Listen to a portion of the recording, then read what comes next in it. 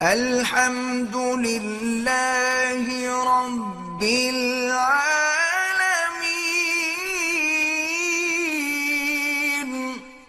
میرا بھائی گزارش یہ ہے کہ قرآن مقدس کی آیت میں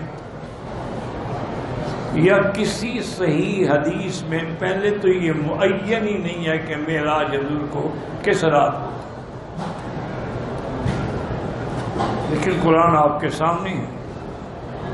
اسریٰ بعبدہ لیلا من المسجد الحرام الی المسجد الاقصی، اس کے بعد حضور پھر آسمانوں پہ تشریف لے گئے، لیکن نہ تاریخ ہے، نہ دن ہے، نہ رات، بس رات تھی، کوئی اللہ جانتے ہیں۔ تو بہرحال یہ ایک اعزاز ہے، شان ہے میرے مدنی محمد مصطفیٰ کی، اور معجزہ عظیمہ ہے، اور معجزہ سماوی ہے، اور تمام انبیاء سے ملاقات۔ اور اسی سفر میں آپ کو اللہ نے امام الانبیاء بنایا ہے، لیکن نہ تو حضور نے ہمیں حکم دیا ہے کہ 27 رجب کو عمرہ کرو، یا تم 27 رجب کو کوئی حلوے شلوے تقسیم کرو، نہ ہمیں حکم ملا ہے کہ صلاۃ الرغائب پڑھو۔ یہ ساری چیزیں بدعات ہیں جو لوگوں نے خود گھڑ رکھی۔ اصل چیز یہ ہے، ایک میری بات موٹی یاد رکھنا، کہ معراج کو ماننے والا وہ ہے جو 5 وقت کا نمازی۔ حضور کو معراج میں کیا تحفہ ملا تھا؟ جو نماز ہی نہیں پڑھتا وہ کیا معراج کے جلسے کر رہا ہے؟ معراج کو ماننے والے کی علامت یہ ہے کہ جو حضور کو ہدیہ ملا اس کو قابو رکھے۔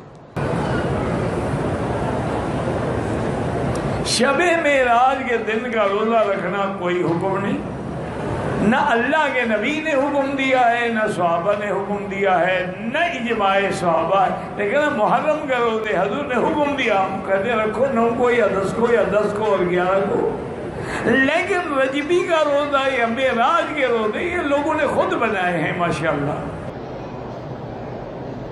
عرش پہ تو حضور نہیں گئے تھے، کس نے کہا ہے کہ عرش پہ گئے تھے؟ عرش پہ حضور نہیں گئے، حضور آسمانوں پہ گئے، سدرۃ المنتہا پہ گئے، اس کے بعد پھر ان کو عرش کے قریب کیا گیا۔ واللہ اعلم۔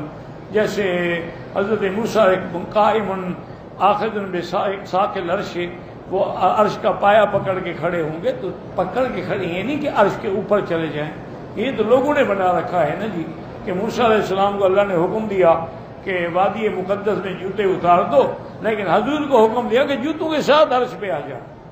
انا للہ و انا الیہ راجعون۔ ولا نقول الا لا حول ولا قوت الا باللہ العلی العظیم۔ پتہ نہیں یہ مسئلے کیسے گھڑتے ہیں اور قیامت میں خدا کو کیا جواب دیں۔ عرش ملا ایسی جگہ ہے جہاں حضور جوتے کے ساتھ چل جائے۔ حضور تو مسجد میں بھی جوتا نہیں پہنتے تھے، الا مجبوری ہو، تو عرش پہ کیسے پہن لیں گے؟